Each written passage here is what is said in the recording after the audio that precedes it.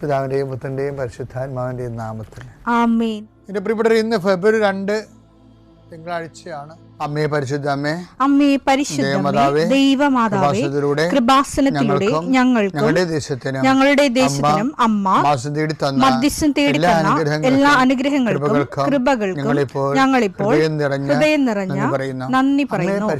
അമ്മേ പരിശുദ്ധമ്മേ, ദൈവമാതാവേ, 2004 ഡിസംബർ 7 ഉച്ചകഴിഞ്ഞ് 2:30 കൃപാസനത്തിൽ സംഭവിച്ച അമ്മയുടെ പ്രത്യക്ഷപ്പെടലിനെ കുറിച്ച് തിരുസഭയ്ക്ക് സമർപ്പിച്ചിരിക്കുന്ന പഠനരേഖകളുടെ മേൽ സഭാത്മകമായ പഠനം ആരംഭിക്കുവാൻ ഞങ്ങൾ പ്രാർത്ഥിക്കുന്നു.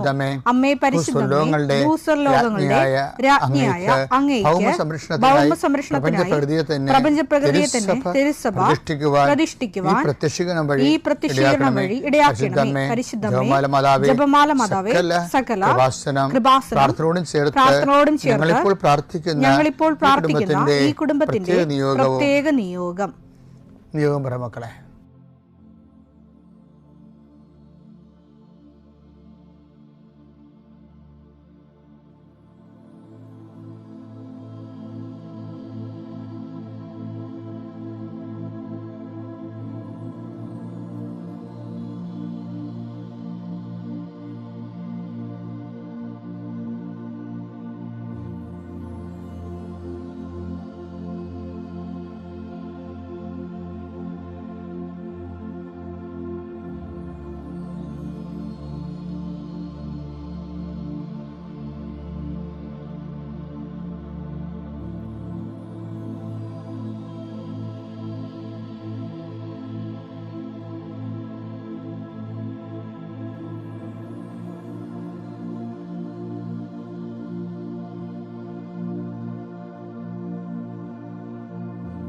അമ്മയുടെ പ്രത്യക്ഷീകരണത്തിന്റെ ഈ അനുഗ്രഹവേളയിൽ ഞങ്ങൾക്ക് സാധിച്ചു തരുവാൻ കനിയണമേ.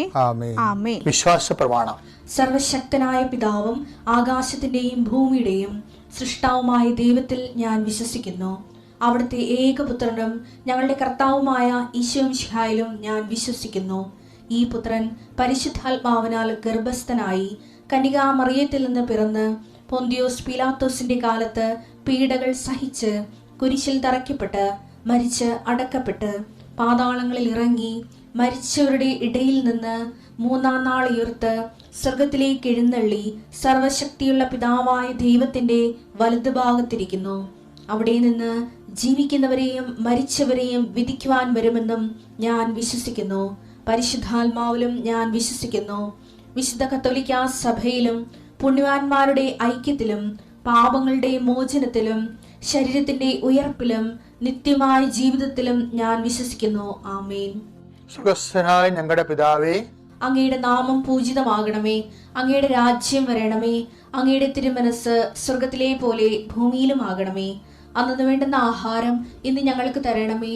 ഞങ്ങളോട് തെറ്റ് ചെയ്യുന്നവരോട് ഞങ്ങൾ ക്ഷമിക്കുന്നത് പോലെ ഞങ്ങളുടെ തെറ്റുകൾ ഞങ്ങളോടും ക്ഷമിക്കണമേ. ഞങ്ങളെ പ്രലോഭനത്തിൽ ഉൾപ്പെടുത്തരുതേ, തിന്മയിൽ ഞങ്ങൾ രക്ഷിക്കണമേ. ആമേൻ. നന്മ നിറഞ്ഞ മറിയമേ, സ്വസ്തി. കർത്താവ് അങ്ങയുടെ കൂടെ സ്ത്രീകളിൽ അങ്ങ് അനുഗ്രഹിക്കപ്പെട്ടവളാകുന്നു. അങ്ങയുടെ ഉദരത്തിൻ ഫലമായി ഈശോ അനുഗ്രഹിക്കപ്പെട്ടവനാകുന്നു. പരിശുദ്ധ മറിയമേ, തമ്പുരാന്റെ അമ്മേ, പാപികളായ ഞങ്ങൾക്ക് വേണ്ടി ഇപ്പോഴും ഞങ്ങളുടെ മരണസമയത്തും തമ്പുരാനോട് അപേക്ഷിക്കണമേ. ആമേൻ. എന്റെ കർത്താവിന്റെ ഉന്നതമായ നാമത്തിൽ സഭയുടെ അധികാരത്തെ കുരിശിന്റെ അടയാളത്തിൽ ദൈവത്തിന്റെ ശക്തിയാണ് 39-40 വർഷം ഞാൻ അർപ്പിച്ച കൃപാനയുടെ യോഗ്യതയായി കൃപാസ്ഥാനത്താറെ ജീവനോടെ പ്രത്യക്ഷപ്പെട്ട പരിശുദ്ധ അമ്മയുടെ മാധ്യസ്ഥത്തിലെ ഞാൻ ഓരോ കുടുംബത്തെ ആശ്രയിച്ച് പ്രാർത്ഥിക്കുന്നു. ദൈവത്തിലെ നിന്റെ കയ്യിരിക്കുന്ന എല്ലാ വസ്തുക്കളുടെ പ്രമാണങ്ങൾ കയ്യിലുണ്ടെങ്കിൽ എടുക്കുക, സർട്ടിഫിക്കറ്റുകളുണ്ടെങ്കിൽ എടുക്കുക, എവിടെയും കൊടുക്കാനുള്ള ആപ്ലിക്കേഷൻസ് ഉണ്ടെങ്കിൽ എടുക്കുക. ദൈവത്തിലെ നീ എവിടെയെങ്കിലും പോകുന്നുണ്ടെങ്കിൽ നിന്റെ പാസ്പോർട്ടോ വിസയുടെ കോപ്പിയോ എയർ ടിക്കറ്റോ എന്താണ് നിന്റെ കയ്യിലുള്ളത്, എടുക്കുക. ദൈവത്തിലെ എവിടെയും കൊടുക്കാനുള്ള ആപ്ലിക്കേഷൻസ് ഉണ്ടെങ്കിൽ അത് എടുക്കുക. കൃപാസനം മാതാവിനെ കാണിച്ചുകൊണ്ട് പ്രാർത്ഥിക്കുക. ഞാനിപ്പോൾ നിന്നെ ആശ്രയിച്ച് പ്രാർത്ഥിക്കുക. കർത്താവേ, സിവിൽ പോയിന്റ് കുറഞ്ഞതിൻ്റെ പേര് ജോലി കിട്ടാത്തവരുണ്ട്, ജപ്തിയാകാൻ പോകുന്നവരുണ്ട്. ആ പത്രങ്ങളെല്ലാം രേഖകളെല്ലാം നിന്റെ നാമത്തിൽ ഞാൻ ആശീർവദിക്കാൻ പോവുകയാണ്. കർത്താവ് രേഖകൾ കയ്യിലില്ല, പക്ഷെ മനസ്സിൽ ആ രേഖ ഓർത്ത് പ്രാർത്ഥിക്കുന്നുണ്ട്. ഇപ്പം എടുക്കാൻ പറ്റാത്ത ആ രേഖ എൻ്റെ കയ്യിൽ ഉണ്ടായിരുന്നെങ്കിൽ എന്ന് ആഗ്രഹിച്ച് വിഷമിക്കുന്നവരുണ്ട്. കർത്താവെ, ആ രേഖ എവിടെയാണ് ഇരിക്കണത്? അവിടെ നിന്റെ തിരുമുറിവാർന്ന് വലത് കരുത്താൻ ആ രേഖയെ സ്പർശിക്കണമേ. മാതാവിൻ്റെ മധ്യസ്ഥത്തിൽ പ്രാർത്ഥിക്കുന്നു.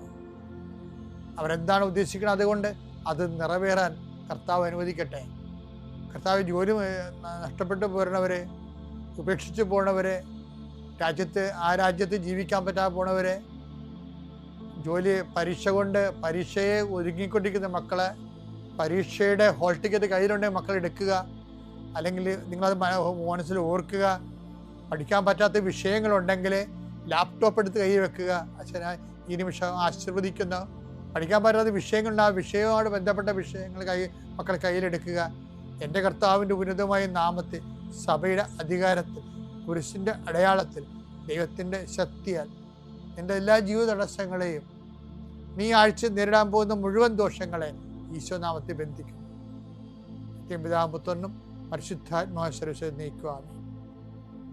എൻ്റെ പ്രിയപ്പെട്ടവരെ, ദൈവവുമായിട്ടുള്ള നമ്മുടെ റിലേഷൻസ്, ബന്ധം, അത് അതിൻ്റെ ഒരു പ്രക്രിയ ഇൻറ്റൻസിഫൈങ് ആയിട്ടുള്ള പ്രക്രിയയാണ്. എന്ന് വെച്ചാൽ അത് തീവ്രതയിലേക്കാണ് അത് പോകേണ്ടത്. സ്വാഭാവികമായ ചലനം, അല്ലെങ്കിൽ എന്തോ അസ്വാഭാവികത ഉണ്ടെന്നാണ് എൻ്റെ അർത്ഥം. കാര്യം വിശ്വാസത്തിന് സ്റ്റാറ്റിക് ആയിട്ടുള്ള സ്ഥിരം നിശ്ചലാവസ്ഥ അങ്ങനെയില്ല. ഇതിന് സഭാപിതാക്കന്മാരും ഒക്കെ ഈ വിഷയം കൈകാര്യം ചെയ്യുന്നതിന് ഉപയോഗിക്കുന്നത് സുഭാഷിതങ്ങളാണ്. സുഭാഷിതങ്ങൾ 4:18. സൂര്യൻ മധ്യാഹ്നത്തിൽ, അതായത് പ്രഭാതത്തിൽ നിന്ന് എങ്ങനെയാണോ മധ്യാഹ്നത്തിൻ്റെ ഫുൾ സ്വിങ്ങിൽ പൂർണ്ണ വെളിച്ചത്തിലേക്ക് പോകുന്നത്, അതുപോലെയാണ് മനുഷ്യന്മാരുടെ വിശ്വാസ ജീവിതം പ്രതീകാത്മകമായി ബൈബിൾ അവതരിപ്പിക്കുന്നത്. സുഭാഷിതങ്ങൾ 4:18. എന്നാൽ നീതിമാന്മാരുടെ പാത പൂർവാന്നത്തിലെ. അപ്പൊ നീതിമാന്മാരുടെ പാത എന്ന് പറയുമ്പോൾ നീതിമാന്മാർ ജീവിക്കണേ എങ്ങനെയാണെന്ന് ബൈബിൾ പറയുന്നുണ്ട്. എങ്ങനെയാണത്? എൻ്റെ നീതിമാൻ വിശ്വാസം മൂലം ജീവിക്കും. റോമ 1:17 തിരുവചനമുണ്ട്. റോമ 1:17. നീതിമാൻ വിശ്വാസം വഴി ജീവിക്കുമെന്ന് എഴുതപ്പെട്ടിരിക്കുന്നുവല്ലോ. അപ്പൊ നീതിമാൻ എന്ന് പറഞ്ഞാൽ അതിൻ്റെ അർത്ഥം വിശ്വാസം വഴി ജീവിക്കുന്ന ആള്, വിശ്വാസത്തെ കൊണ്ട് ജീവിക്കുന്ന ആളാണ്. ഈ വിശ്വാസം വഴി ജീവിക്കുന്ന ആളാണ് നീതിമാനെങ്കിൽ, നീതിമാന്റെ വിശ്വാസ വളർച്ചയെക്കുറിച്ചാണ് സുഭാഷിതം 4:18.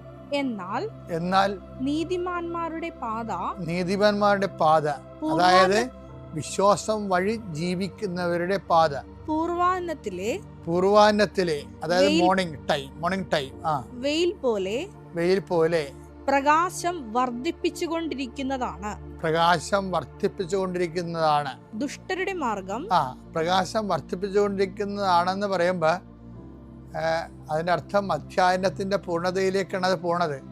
അപ്പം വിശ്വാസത്തിൻ്റെ സ്വാഭാവികമായ വളർച്ച എന്ന് പറയണത് ഈ പ്രഭാതത്തിൽ നിന്ന് മധ്യാഹ്നത്തിലേക്ക് സൂര്യൻ എങ്ങനെയാണ് വെളിച്ചം കൂടുന്നത്, അതുപോലെ കൂടിക്കൊണ്ടേ വരേണ്ടതാണ്. ഇൻ കേസ് അങ്ങനെ ഒരു പ്രക്രിയ നടക്കുന്നില്ല എന്നുണ്ടെങ്കിൽ, വിശ്വാസത്തിന് വളർച്ച സംഭവിക്കുന്നില്ല എങ്കിൽ, സ്വാഭാവികമായിട്ട് വരണത് വിശ്വാസത്തിന് തളർച്ചയാണ് സംഭവിക്കുന്നത്. വിശ്വാസം